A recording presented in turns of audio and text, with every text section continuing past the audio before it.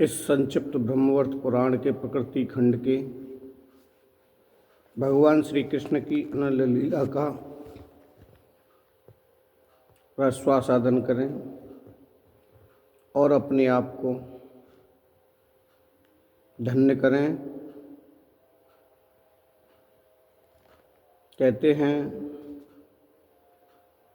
प्रभु की लीला, प्रभु की कथा श्रवण करने का सौभाग्य हमें तभी प्राप्त होता है जब हमारे करोड़ों जन्मों के पुण्य उदय होते हैं। और महान पुरुषों ने कहा है, बिन सत्संग विवेक न होई, राम कृपा बिन सुलभ न सोई। बिना सत्संग के ज्ञान की अनुभूति नहीं होती और सत्संग भी भगवान की कृपा के बिना नहीं मिलता। अनेक योनियों में भटकते हुए हम मनुष्य नाना प्रकार के कर्म करते हुए जब उसके थोड़े बहुत पुण्य उदय हो जाते हैं तो मनुष्य योनि प्राप्त कर लेता है। उस मनुष्य योनि में भी आकर के अगर उन्होंने पुण्य संचय किए होंगे तो भगवान श्री कृष्ण की कथा श्रवण करने का, सुनने का, सुनाने का और उसका अनुसरण करने का लाभ प्राप्त होता है। कहते हैं, जिन हरि कथा सुनी नहीं काना, श्रवण रंध्र हैं ब्रह्म समाना। उस श्रवण रंध्र कहते हैं कर्णों को, कानों को। भगवान की कथा जिनके कानों में नहीं पड़ी, भगवान श्री कृष्ण की लीला की कथा जिन श्रवण रंध्रों इनकी कानों के द्वारा नहीं सुनी गई, तो अन्य व्यर्थ की बातें सुनने का लाभ ही क्या है। मनुष्य को अल्प आयु मिली है। सतयुग में 10,000 वर्ष हुआ करते थे मनुष्य की आयु, धीरे धीरे घट के कलयुग में यह मात्र 100 वर्ष की रह गई। और इस 100 वर्ष में भी अल्प आयु को ही मनुष्य प्राप्त करता है और उस अल्प आयु में भी भगवान श्री हरि का, भगवान श्री कृष्ण का ध्यान नहीं करता, अनुसरण नहीं करता, पूजा नहीं करता, पाठ नहीं करता, तो समझ लेना चाहिए उसके पापों ने उस पर डेरा डाल रखा है। उसके पाप उसके सर पर नाच रहे हैं। अनेक धर्मों, अनेक कर्मों, अनेक नियमों में पड़े हुए व्यक्ति अपने आप को हरि सेवा से वंचित रखकर अपने आप को ही धोखा देते हैं। प्रभु की कथा श्रवण करने का सौभाग्य प्राप्त हुआ, फिर भी उसको त्याग कर अनेक कर्मों में लगे रहते हैं।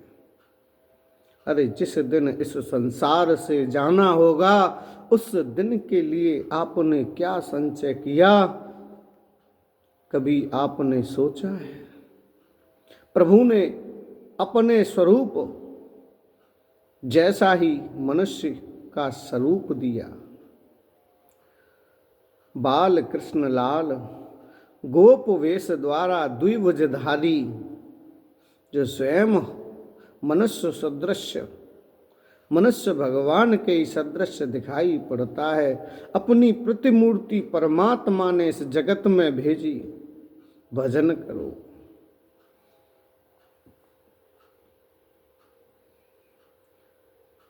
जब मांस पिंड गर्भ में होता है, जब 5 से 6 महीने का वह होता है तो उसके अंग प्रत्यंग निकलने शुरू होते हैं और भगवान से प्रार्थना करता है, प्रभु मुझे इस गर्भाशय से बाहर निकालिए। 4 महीने तक वह नित्य प्रतिदिन प्रभु की आराधना करता है। प्रभु मुझे इस नरक से, इस गर्व से, इस व्याधि से, इस पिंजड़े से मुझे छुटकारा दे दो प्रभु। इस जगत में आते ही आपका भजन करूंगा, आपका ध्यान करूंगा, आपका अनुसरण करूंगा, आपकी पूजा करूंगा, आपका व्रत करूंगा, आपके दिए हुए उस प्रसाद को ही प्राप्त करूंगा। और इस जगत में आते ही माया में घिर जाता है।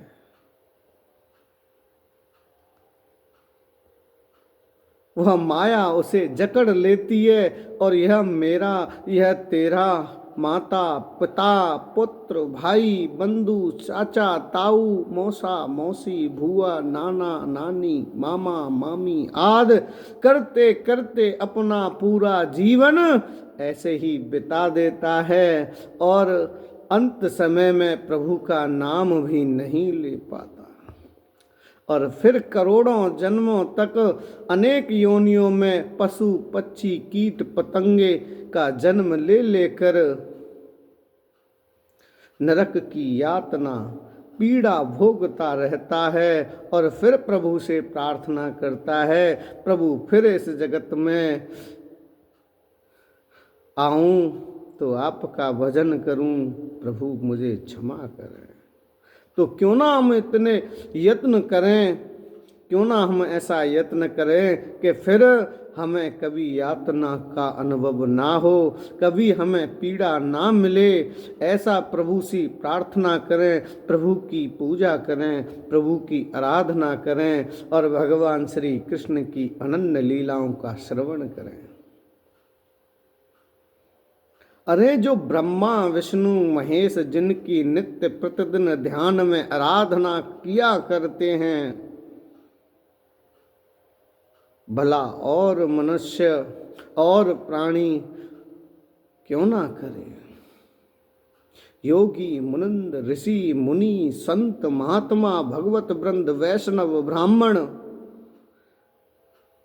सभी को भगवान ही प्यारे हैं। भगवान श्री कृष्ण की अनन्य लीलाएं ब्रजमंडल में हुआ करती हैं। जिस प्रभु ने सारा जगत बनाया, जिसने सृष्टि की रचना की, जो प्रकृति के निर्माणाधीन हैं, जिनसे प्रकृति बनी, प्रकृति से परमात्मा, परमात्मा से प्रकृति, प्रकृति परमात्मा में ही लीन हो जाती है। प्रकृति को कोई दुर्गा कहता है, कोई लक्ष्मी कहता है, कोई आदि शक्ति कहता है। नाना प्रकार के नाम रख के वह उस प्रभु को याद करता है जिसने स्वयं इस सृष्टि की रचना की, जो सृष्टि की रचना से पहले था, बाद में भी रहता है। ऐसे प्रभु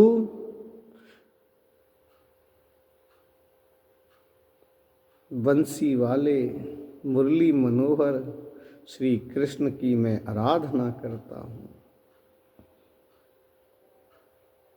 भगवान नारायण कहते हैं,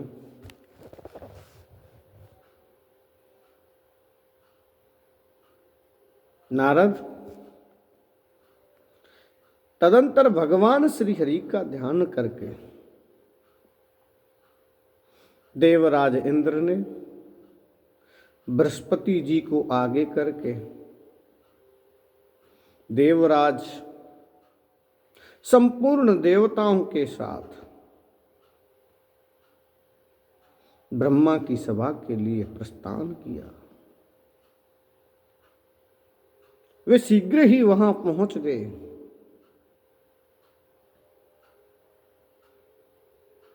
सबको ब्रह्मा जी के दर्शन हुए। इंद्र और बृहस्पति सहित समस्त देवताओं ने उनके चरणों में मस्तक झुकाया तत्पश्चात देव गुरु बृहस्पति जी ने ब्रह्मा जी को सारा वृतांत कह सुनाया। उनकी बात सुनकर ब्रह्मा जी हंस पड़े। उन्होंने देवराज से कहा, ब्रह्मा जी बोले, महाविपत्तौ संसारेय स्मरेण मधुसूदनम्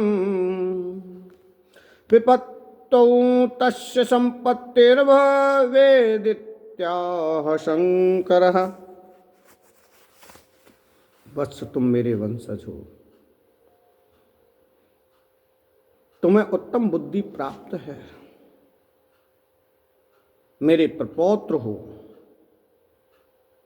बृहस्पति जी तुम्हारे गुरु हैं और तुम स्वयं भी देवताओं के स्वामी हो। परम प्रतापी विष्णु भक्त दक्ष प्रजापति तुम्हारे मातामह हैं। भला जिसके तीनों कुल ऐसे पवित्र हों, वह सुयोग्य पुरुष अहंकार क्यों करे?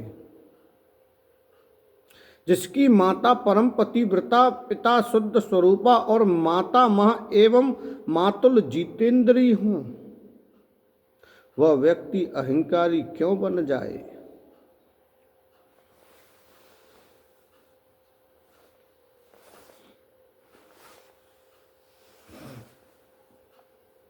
क्योंकि यदि पिता, मातामह और गुरु ये तीन दोषी हों तो इन्हीं के दोष से संपन्न होकर पुरुष भगवान श्री हरि का द्रोही बन जाता है, बन सकता है, यह निश्चित है।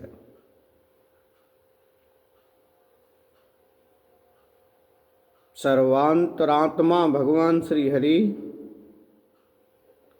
संपूर्ण प्राणियों के शरीर में विराजमान रहते हैं।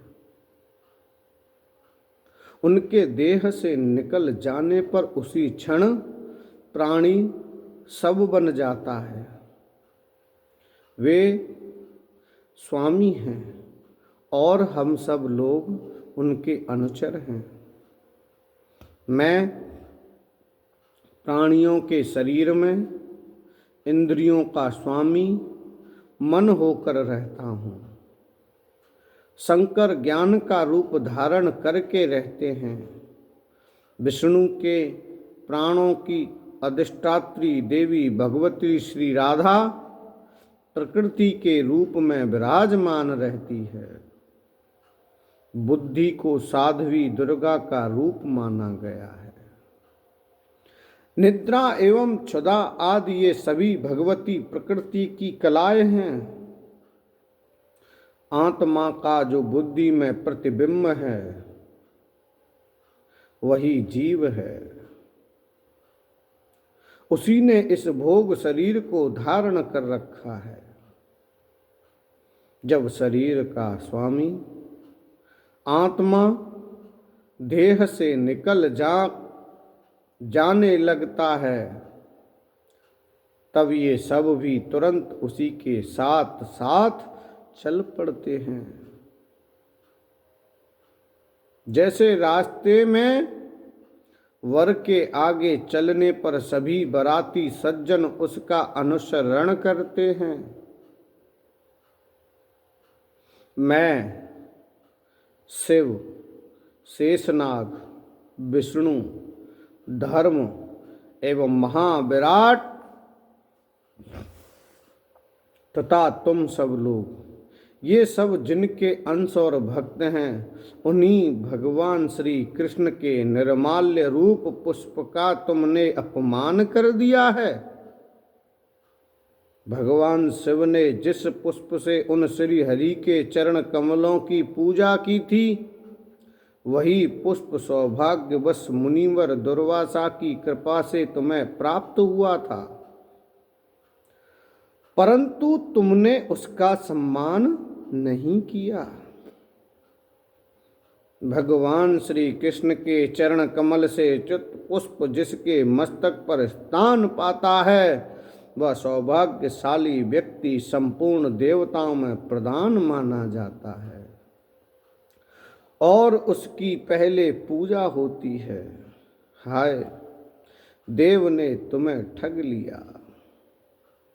वास्तव में देव बड़ा प्रबल होता है।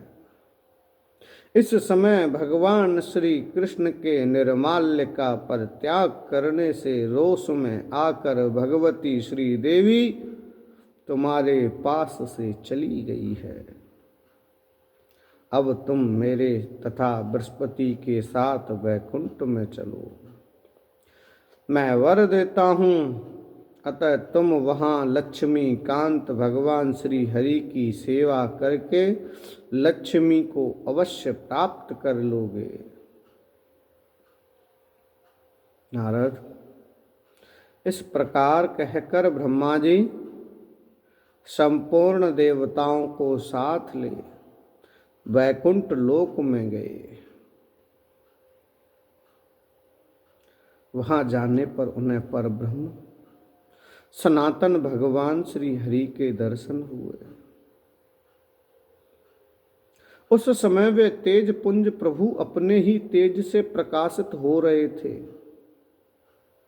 उनका श्री विग्रह ऐसा जान पड़ता था मानो ग्रीष्म ऋतु के मध्याह्न कालिक असंख्य सूर्य एक साथ चमक रहे हों। वे आदि मध्य और अंत से रहित लक्ष्मी कांत भगवान श्री हरि शांत रूप से विराजमान थे। वे चार भुजा वाले पार्षदों से और भगवती सरस्वती से युक्त थे। चारों वेदों सहित भगवती गंगा भक्ति प्रदर्शित करती हुई उनके पास विराजमान थी। उन्हें देखकर ब्रह्मा के अनुयायी संपूर्ण देवताओं ने मस्तक झुकाकर प्रणाम किया। उनके प्रत्येक अंग में भक्ति और विनय का विकास हो चुका था। आंखों में आंसू भरकर वे प्रभु परम प्रभु भगवान श्री हरि की स्तुति करने लगे। स्वयं ब्रह्मा जी ने हाथ जोड़कर भगवान से यथावत समस्त वृतांत कह सुनाया। उस समय समस्त देवता अपने अधिकार से च्युत होने के कारण रो रहे थे। विपत्ति ने उनके हृदय में भली भांति स्थान प्राप्त कर लिया था। भय के कारण उनमें घबराहट की सीमा नहीं थी। उनके शरीर पर एक भी रत्न या आभूषण नहीं था। वे सवारी से भी रहित थे। उन सभी के मुख म्लान थे। श्री तो पहले ही उनका साथ छोड़ चुकी थी। शक्ति उनमें नहीं रह गई थी। देवताओं को ऐसी दीन दशा में पड़े हुए देखकर भय को दूर करने वाले भगवान श्री हरि ने उनसे कहा। भगवान श्री हरि बोले, ब्राह्मण तथा देवताओं, भय मत करो। मेरे रहते तुम लोगों को किस बात का भय है। मैं तुम्हें परम ऐश्वर्य को बढ़ाने वाली अचल लक्ष्मी प्रदान करूंगा, परंतु मैं कुछ समयोचित बात कहता हूं, तुम लोग उस पर ध्यान दो। मेरे वचन हित कर सत्य, सारभूत एवं परिणाम में सुख वह हैं। जैसे अकल विश्व के संपूर्ण प्राणी निरंतर मेरे अधीन रहते हैं, वैसे ही मैं भी अपने भक्तों के अधीन हूँ। मैं अपनी इच्छा से कभी कुछ नहीं कर सकता। सदा मेरे भजन चिंतन में लगे रहने वाला निरंकुश भक्त जिस पर रुष्ट हो जाता है, उसके घर लक्ष्मी सहित मैं नहीं ठहर सकता। यह बिल्कुल निश्चित है। मुनिवर, दुर्वासा महाभाग शंकर के अंश एवं वैष्णव पुरुष हैं। उनके हृदय में मेरे प्रति अटूट श्रद्धा भी है। उन्होंने तुम्हें शाप दे दिया है, अतएव तुम्हारे घर से लक्ष्मी सहित मैं चला आया हूँ। क्योंकि जहाँ शंख ध्वनि नहीं होती, तुलसी का निवास नहीं रहता, शंकर की पूजा नहीं होती तथा ब्राह्मणों को भोजन नहीं कराया जाता, वहाँ लक्ष्मी नहीं रहती। ब्राह्मण तथा देवताओं, जहाँ मेरे भक्तों की निंदा होती है, वहाँ रहने वाली महालक्ष्मी के मन में अपार क्रोध उत्पन्न हो जाता है। अतः वे उस स्थान को छोड़कर चल देती हैं। जो मेरी उपासना नहीं करता तथा एकादशी और जन्माष्टमी के दिन अन्न खाता है, उस मूर्ख व्यक्ति के घर से भी लक्ष्मी चली जाती है।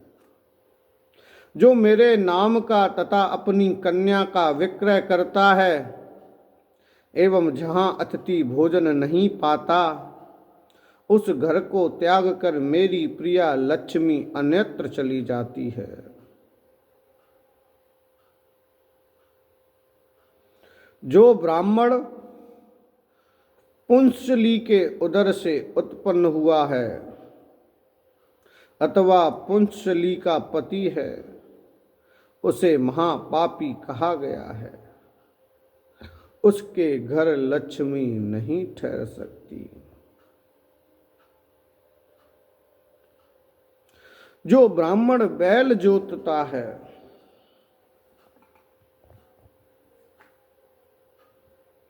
वह कमल लाल या भगवती लक्ष्मी का प्रेम भाजन नहीं हो सकता। अतः उसके यहां से वे चल देती हैं। जो अशुद्ध हृदय, क्रूर, हिंसक और निंदक है, उस ब्राह्मण के हाथ का जल पीने में भगवती लक्ष्मी डरती है।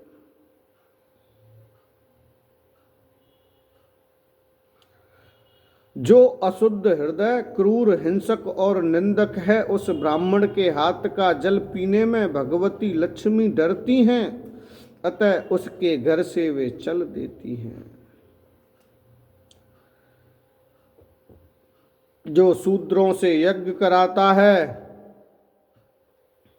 जो शूद्रों से यज्ञ कराता है, कायर व्यक्तियों का अन्न खाता है, निष्प्रयोजन तृण तोड़ता है, नखों से पृथ्वी को कुरेदता रहता है, जो निराशावादी है, सूर्योदय के समय भोजन करता है, दिन में सोता और मैथुन करता है, और जो सदाचारहीन है, ऐसे मूर्खों के घर से मेरी प्रिया लक्ष्मी चली जाती है। जो अल्पज्ञानी व्यक्ति भीगे पैर अथवा नंगा होकर सोता है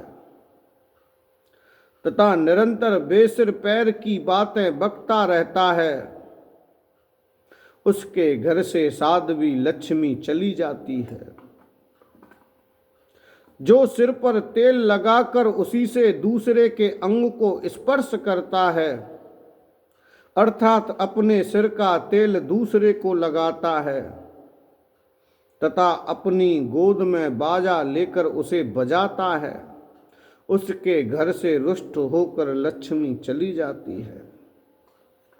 जो द्विज, व्रत, उपवास, संध्या और विष्णु भक्ति से हीन है, उस अपवित्र पुरुष के घर से मेरी प्रिया लक्ष्मी चली जाती है। जो ब्राह्मणों की निंदा तथा उनसे द्वेष करता है, जीवों की सदा हिंसा करता है और दया रहित है, उसके घर से जग जननी लक्ष्मी चली जाती है। जिस स्थान पर भगवान श्री हरि की चर्चा होती है और उनके गुणों का कीर्तन होता है, वहीं पर संपूर्ण मंगलों को भी मंगल प्रदान करने वाली भगवती लक्ष्मी निवास करती है।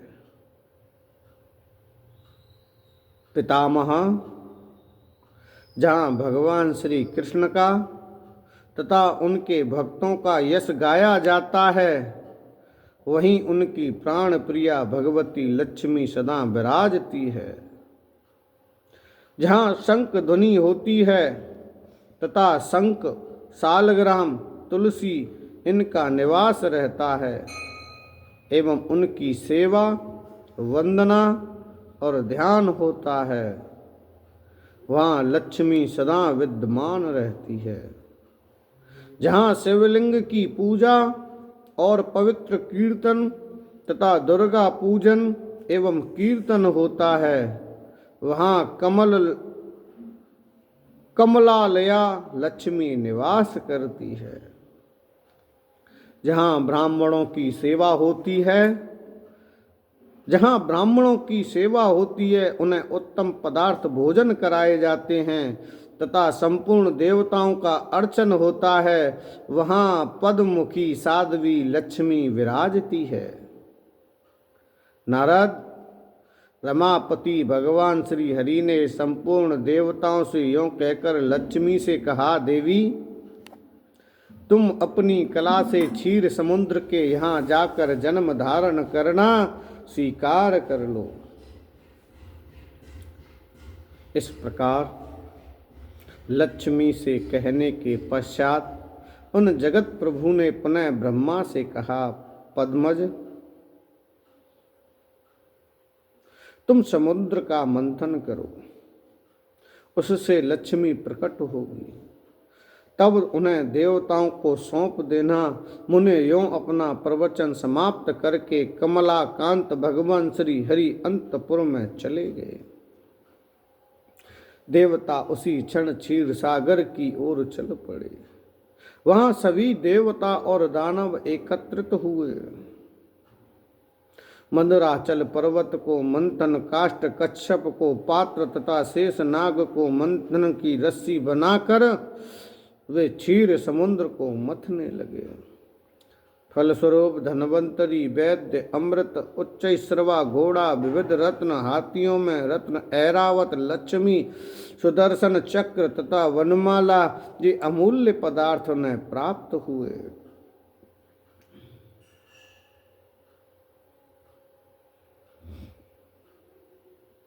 मुने, उस समय भगवान विष्णु में अपार श्रद्धा रखने वाली साध्वी श्री लक्ष्मी ने क्षीर साई सर्वेश्वर श्री हरि के गले में वनमाला पहना दी। फिर देवता ब्रह्मा और शंकर के पूजन एवं स्तवन करने पर उन्होंने देवताओं के भवन पर केवल दृष्टि फैला दी। इतने में ही देवताओं ने दुर्वासा मुनि के शाप से मुक्त होकर दैत्यों के हाथ में गए हुए अपने राज्य को प्राप्त कर लिया। नारद,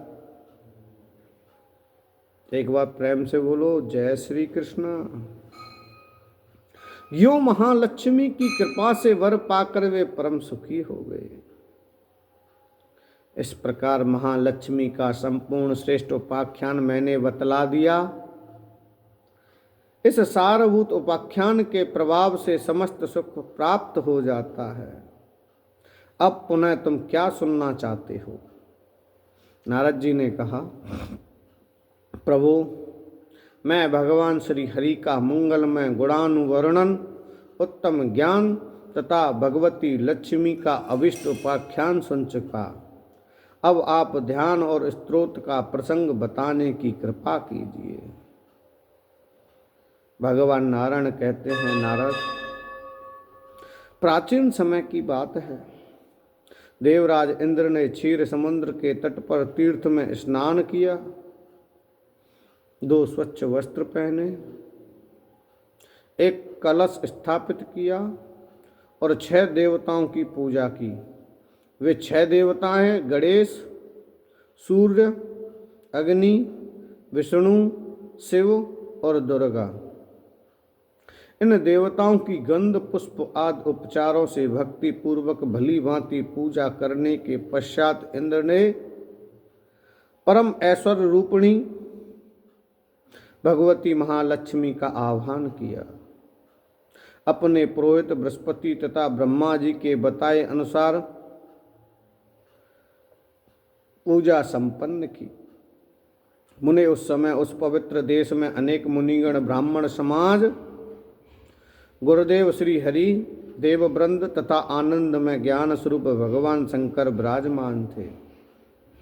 नारद, देवराज ने पारिजात का चंदन चर्चित पुष्प लेकर भगवती महालक्ष्मी का ध्यान किया और उनकी पूजा की। पूर्व काल में भगवान श्री हरि ने ब्रह्मा जी को जो ध्यान बतलाया था, उसी साम वेदोक्त ध्यान से इंद्र ने भगवती का चिंतन किया। मैं वह ध्यान तुम्हें बताता हूं, सुनो।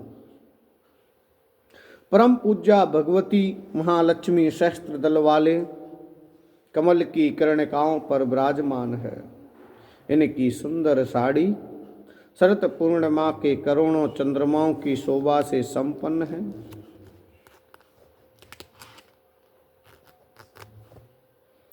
ये परम साध्वी देवी स्वयं अपने तेज से प्रकाशित हो रही है। इन परम मनोहर देवी का दर्शन पाकर मन आनंद से खिल उठता है।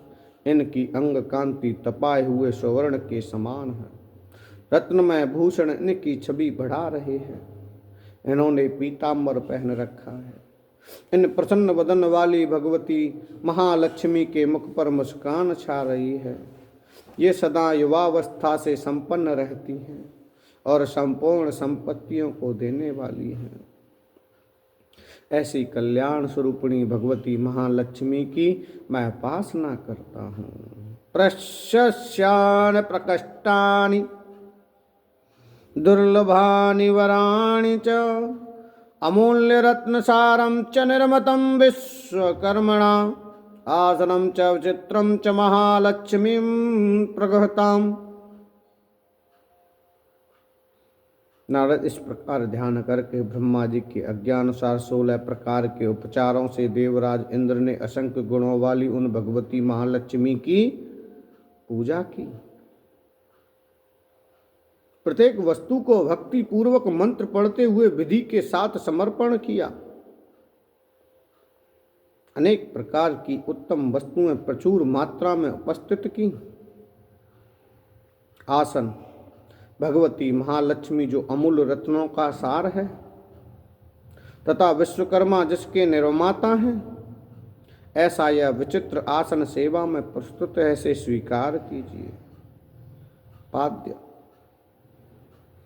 कमलालय इस शुद्ध गंगा जल को सब लोग मस्तक पर चढ़ाते हैं। सभी को इसे पाने की इच्छा लगी रहती है। पाप रूपी ईंधन को जलाने के लिए अग्नि स्वरूप है। आप इसे पाद्य रूप में स्वीकार करें। अर्घ पद्मवासिनी शंख में पुष्प चंदन दुर्वा आदि श्रेष्ठ वस्तुएं तथा गंगा जल रखकर शुद्ध अर्घ प्रस्तुत है, इसे ग्रहण कीजिए। सुगंधित तेल श्री हरिप्रिय यह उत्तम गंध वाले पुष्पों से सुवासित तेल तथा सुगंध पूर्ण आमल की फल शरीर की सुंदरता बढ़ाने का परम साधन है। आप इस स्नानोपयोगी वस्तु को स्वीकार करें। धूप श्री कृष्ण कांते वृक्ष का रस सूख कर निर्यास गोंद के रूप में परिणत हो गया है। इसमें सुगंधित द्रव्य मिला दिए गए हैं। ऐसा यह पवित्र धूप स्वीकार कीजिए। चंदन देवी यह मनोहर चंदन मलय गिरी से उत्पन्न हुआ है। यह चंदन वृक्ष का सार तत्व है। सुगंध युक्त एवं सुखदायक है। सेवा में समर्पित हुए इस चंदन को स्वीकार करें। दीप परमेश्वरी जो जगत के लिए चक्षु स्वरूप है, जिसके सामने अंधकार टिक नहीं सकता तथा जो शुद्ध स्वरूप है, ऐसे इस प्रज्वलित दीप को स्वीकार कीजिए। नैवेद्य देवी यह नाना प्रकार का उपहार स्वरूप नैवेद्य नाना प्रकार के रस से पूर्ण तथा विविध स्वाद से युक्त है, इसे स्वीकार कीजिए। अन्न देवी अन्न को ब्रह्म स्वरूप माना गया है। प्राण की रक्षा इसी पर निर्भर है। तुष्टि और पुष्टि प्रदान करना इसका सहज गुण है। आप इसे ग्रहण कीजिए। खीर महालक्ष्मी यह उत्तम प्रकान्न खीर चीनी और घृत से युक्त है। इसे अगहनी के चावल से तैयार किया गया है। आप कृपया इसे स्वीकार कीजिए। स्वस्तिक नामक मिष्टान्न लक्ष्मी शर्करा और घृत में सिद्ध किया हुआ यह परम मनोहर स्वादिष्ट स्वास्तिक नामक नैवेद्य है। इसे आपकी सेवा में समर्पित किया है, स्वीकार करें। फल कमले, ये अनेक प्रकार के सुंदर पके हुए फल हैं जो स्वादिष्ट होने के साथ ही मनोवांछित फल देने वाले हैं। इन्हें ग्रहण कीजिए। दुग्ध, अच्युत प्रिय सुरभि गौ के स्तन से निकला हुआ यह मृत्यु लोक के लिए अमृत स्वरूप परम सुस्वादु दुग्ध है, आप इसे स्वीकार कीजिए। गुड़, देवी ईख के स्वाद भरे रस को अग्नि पर पकाकर बनाया गया यह गुड़ है, इसे ग्रहण कीजिए। मिष्टान्न, देवी जो गेहूं आदि के चूर्ण से तैयार किया हुआ यह मिष्टान्न है, गुड़ और घृत के साथ अग्नि पर यह सिद्ध किया गया है, इसे आप स्वीकार करें। पिष्टक, देवी धान्य के चूर्ण से बनाए गए स्वस्तिकादि चिन्हों से युक्त इस पिष्टक को भक्ति पूर्वक आपकी सेवा में समर्पित किया गया है, स्वीकार कीजिए। ईख, देवी ईख इस भूतल का एक विशिष्ट वृक्ष है, इससे गुड़ आदि अनेक पदार्थ तैयार किए जाते हैं, अतः यह सुस्वादु रस से युक्त ईख सेवा में अर्पित है, इसे ग्रहण करें। व्यंजन, कमल के शीतल वायु प्रदान करने वाले यह व्यंजन तथा स्वच्छ चवर उष्ण काल के लिए परम सुखदायी है, इसे ग्रहण कीजिए। तांबूल, देवी यह उत्तम तांबूल कर्पूर आदि सुगंधित वस्तुओं से सुवासित एवं जिह्वा को स्फूर्ति प्रदान करने वाला है, इसे आप स्वीकार कीजिए। जल, देवी प्यास को शांत करने वाला अत्यंत शीतल सुवासित एवं जगत के लिए जीवन स्वरूप यह जल स्वीकार कीजिए। माल्य, देवी विविध ऋतुओं के पुष्पों से गुथी गई असीम शोभा को देने वाली तथा देवराज के लिए भी परम प्रिय इस पवित्र माला को स्वीकार करें।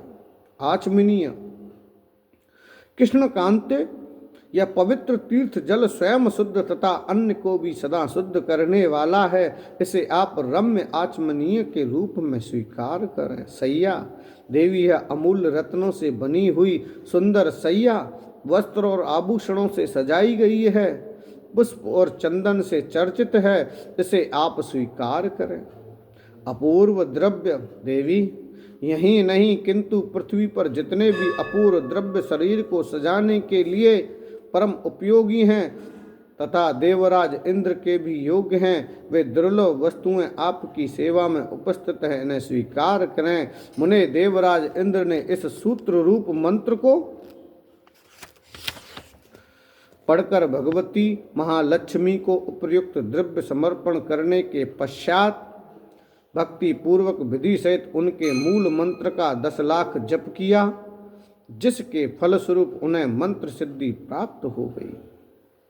यह मूल मंत्र सभी के लिए कल्प वृक्ष के समान है।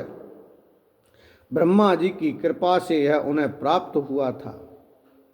पूर्व में श्री बीज श्रीम, माया बीज ह्रीम, काम बीज क्लीम और बाण बीज एम का प्रयोग करके कमल वासनी इस शब्द के अंत में डे विभक्ति लगाने पर अंत में स्वा शब्द जोड़ दिया जाए। श्रीम ह्रीम क्लीम एम कमलवासन्य स्वाहा, यही इस मंत्र राज का स्वरूप है। कुबेर ने इसी मंत्र से भगवती महालक्ष्मी की आराधना करके परम ऐश्वर्य प्राप्त किया। इसी मंत्र के प्रभाव से दक्ष सावर्णी मनु को राजाधिराज की पदवी प्राप्त हुई है तथा मंगल 7 द्वीपों के राजा हुए हैं। नारद, प्रियव्रत, उत्तानपाद तथा राजा केदार, इन सिद्ध पुरुषों को राजेंद्र कहलाने का सौभाग्य इसी मंत्र ने दिया है। इस मंत्र के सिद्ध हो जाने पर भगवती महालक्ष्मी ने इंद्र को दर्शन दिए। उस समय वे वरदायिनी सर्वोत्तम रत्न से निर्मित विमान पर विराजमान थी और अपनी प्रभा से सप्तदीपवती पृथ्वी को आच्छादित कर रही थी। उनकी अंग कांति श्वेत चंपा के पुष्प के समान थी। रत्नमय भूषण उनकी शोभा बढ़ा रहे थे। अनेक मुख पर मुस्कान छाई थी। उनके मुख पर मुस्कान छाई थी। भक्ति पर कृपा करने के लिए वे परम आतुर थी। उनके गले में रत्नों का हार शोभा पा रहा था। असंख्य चंद्रमा के समान उनकी प्रभा थी।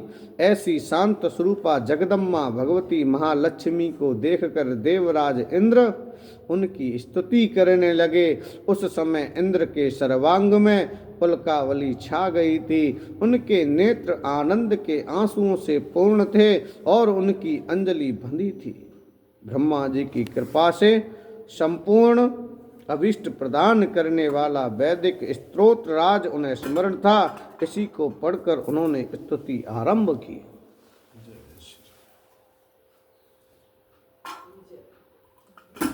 देवराज इंद्र बोले, भगवती शीतवायुप्रदं चैव दाहे च सुगदं परं कमले घृतां चेदं व्यञ्जनं श्वेतचामरम् ताम्बूलं च वरं रम्यं कर्पूरादिसुवासितं जिह्वाजाङ्गशिक्षितकरं ताम्बूलं देवी घृताम्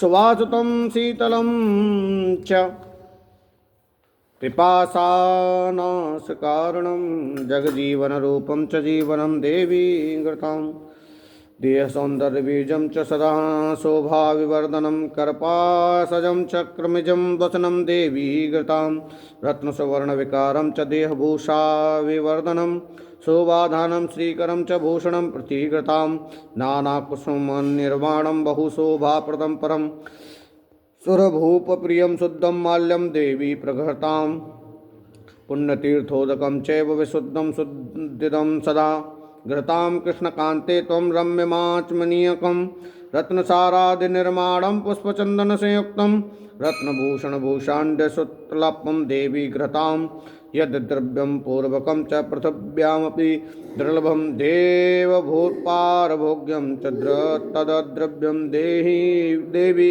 घृताम्।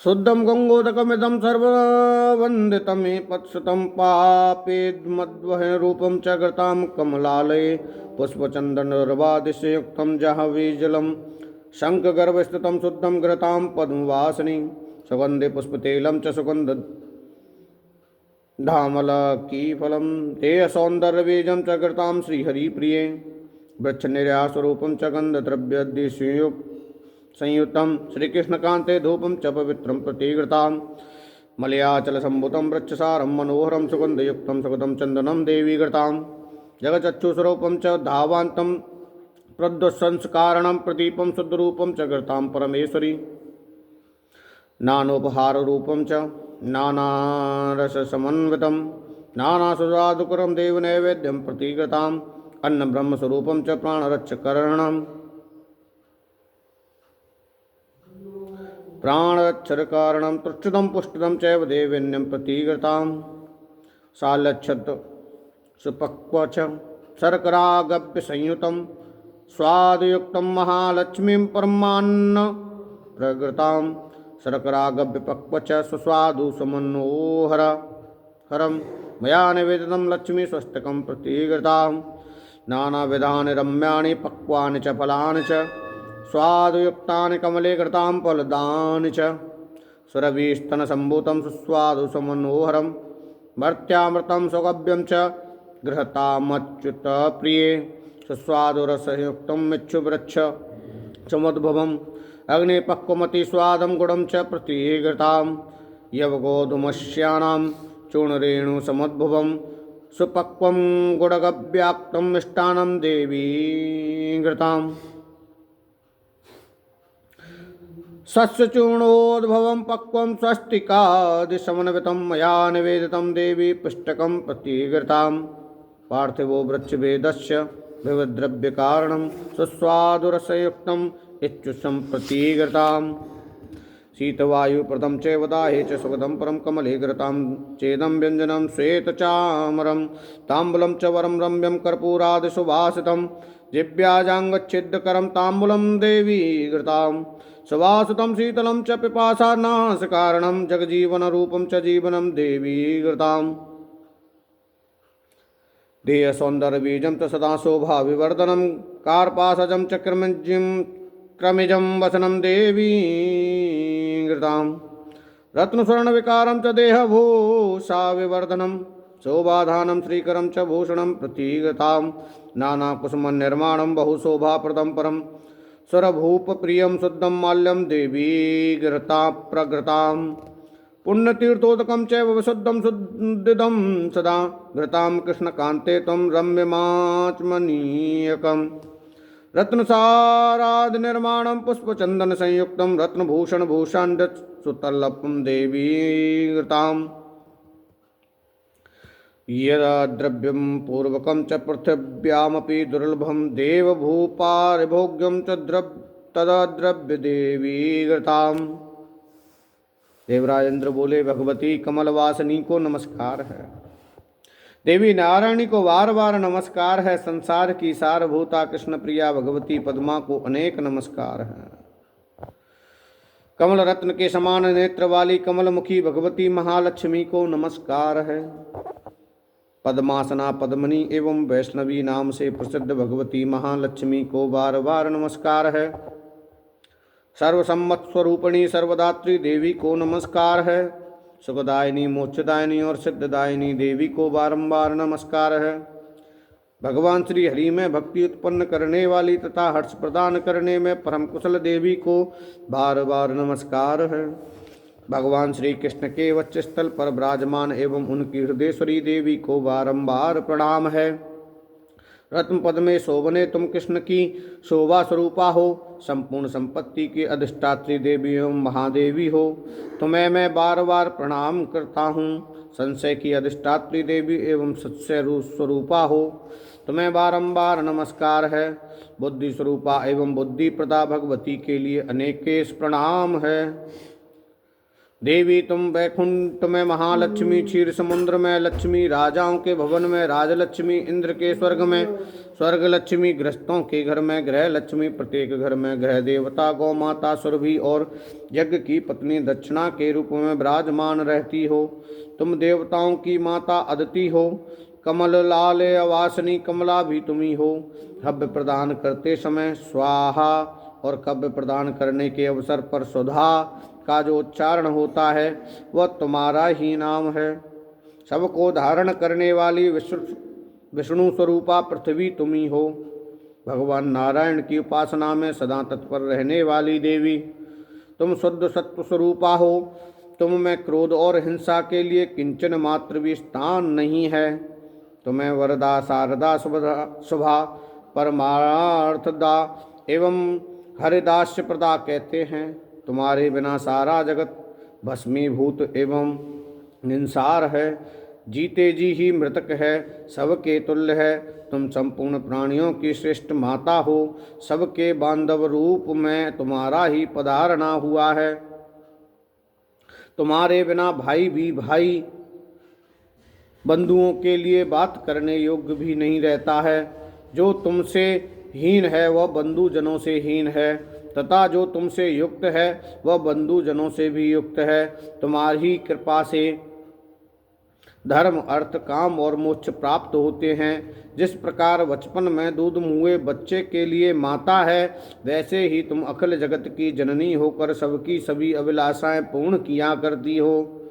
स्तनपायी बालक माता के न रहने पर भाग्यवश जी भी सकता है, परंतु तुम्हारे बिना कोई भी नहीं जी सकता। यह बिल्कुल निश्चित है। अंबिके सदा प्रसन्न रहना तुम्हारा स्वाभाविक गुण है, अतः मुझ पर प्रसन्न हो जाओ। सनातनी, मेरा राज्य शत्रुओं के हाथ में चला गया है। तुम्हारी कृपा से वह मुझे पुनः प्राप्त हो जाए। हर प्रिय, मुझे जब तक तुम्हारा दर्शन नहीं मिला था तभी तक मैं बंधुहीन, भिक्षुक तथा संपूर्ण संपत्तियों से शून्य था। सुरेश्वरी, अब तो मुझे राज्य दे दो।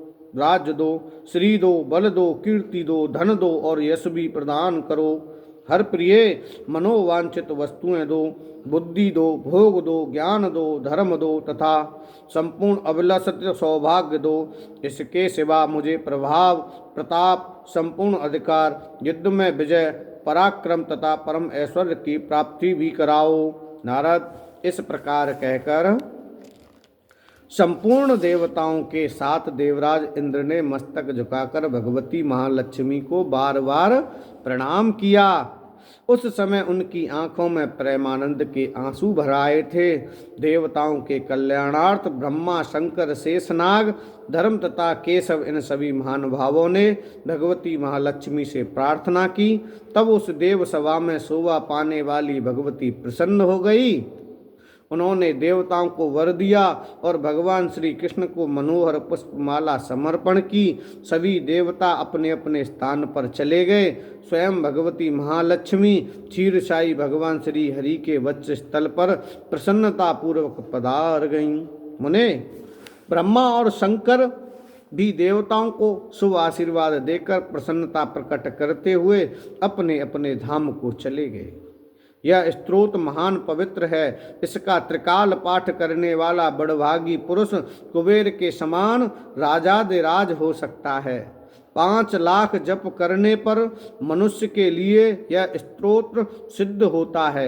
यदि इस सिद्ध स्तोत्र का कोई निरंतर 1 महीने तक पाठ करे तो वह महान सुखी एवं राजेंद्र हो जाएगा। इसमें कोई संशय नहीं है। प्रेम से बोलो जय श्री कृष्ण। महालक्ष्मी मैया की जय। अब संस्कृत में इसका मैं उपाख्यान करता हूँ। इंद्रवाच, इंद्र ने कहा था, ओम नमो महालक्ष्मे, ओम नमः कमलवासिन्ये नारायणे नमो नमः, कृष्ण प्रियायै सारायै पद्मायै च नमो नमः, पद्म पत्रेक्षणायै च पद्मास्यायै नमो नमः, पद्मासनाय पद्मिन्ये वैष्णवे च नमो नमः, सर्वसंपत्स्वरूपाय सर्वदात्रे नमो नमः, सुखदाय मोक्षदाय सिद्धदाय नमो नमः, हरभक्ति प्रदात्रे च हर्षदात्रे नमो नमः, कृष्णवक्षस्तत्ताय च कृष्णे सास्यै नमो नमः, कृष्ण शोभा स्वरूपाय रत्नपद्मे च शोभने संपत्त्यादिष्टात्र देव्ये महादेव्ये नमो नमः, सस्यादिष्टात्र देवेभ्ये च सस्यायै च नमो नमः, नमो बुद्धिस्वरूपायै बुद्धिदायै नमो नमः, वैकुंठे या महालक्ष्मीर्या लक्ष्मी क्षीरसागरे, स्वर्गलक्ष्मीर इंद्रगृहे राजलक्ष्मीन्द्रपालये, गृहलक्ष्मीश्च गृहीणां गेहे च गृहदेवता, सुरभि सा गवा माता दक्षिणां यज्ञकामिनी, अदितिर्देवमाता त्वं कमला कमलालये, स्वाहा त्वं च हविर्दाने कव्यदाने स्वधा स्मृतः, त्वं हि विष्णुस्वरूपा च सर्वधारा वसुंधरा, शुद्धसत्त्वस्वरूपा त्वं नारायण परायणा, क्रोधसंहिंसा वर्जितां च वरदा च शुभानना, परमार्थप्रदा त्वं च हरिदास्य प्रदापरा, या विना जगत् सर्वं भस्मीभूतं सारकं, जीवनमृतं च विश्वं च समतुल्यं या विना जगत्सर्वं भस्मीभूतमसारकं, जीवनमृतं च विश्वं च समतुल्यं यया विना, सर्वेषां च परा त्वं हि सर्वबान्धवरूपिणी, या विना न संभ्यास्ये बान्धवैर्बान्धव सदा, तया हीना बन्धुहीनो तया युक्त सबान्धव, धर्मार्थ काम मोक्षाणां त्वं च कारणरूपिणी, यदा माता स्तनधानां शिशूनां सहसैव सदा, तदा त्वं सर्वदा माता सर्वेषां सर्वरूपता, मातृहीनः स्तनान्दश्च स चेज्जीवति देवता, त्वया हीनो जनः कोऽपि न जीवत्येव निश्चितम्, सुपन्नस्वरूपा त्वं मां प्रसन्ना भवाम्बिके, वैरीग्रस्तं च विषयं देहि महं सनातनी वयं यावत् त्वया हीना बन्धुहीना सविच्युका सर्वसम्पद्विहीनाश्च तावदेव हरप्रिये राज्यं देहि श्रियं देहि बलं देहि सुरेश्वरी कीर्तिं देहि धनं देहि यशोमहं च देहि वे कामं देहि मतीं देहि भोगान् देहि हरप्रिये ज्ञानं देहि च धर्मं च सर्वसौभाग्यमीप्स ततं प्रभावं च प्रतापं च सर्वाधिकारमेव च जयं पराक्रम युद्धे परमेश्वरमेव च। एक बार प्रेम से बोलेंगे जय श्री कृष्ण। भगवती स्वाहा तथा भगवती स्वधा का उपाख्यान, उनके ध्यान पूजा विधान तथा स्तोत्र का वर्णन आगे कहेंगे। कथा को विश्राम देते हुए भगवान श्री राधा कृष्ण के चरणों में अपनी इस कथा पुण्यमयी इस लीला को समर्पण करता हूँ। जय श्री कृष्णा, जय श्री राधे।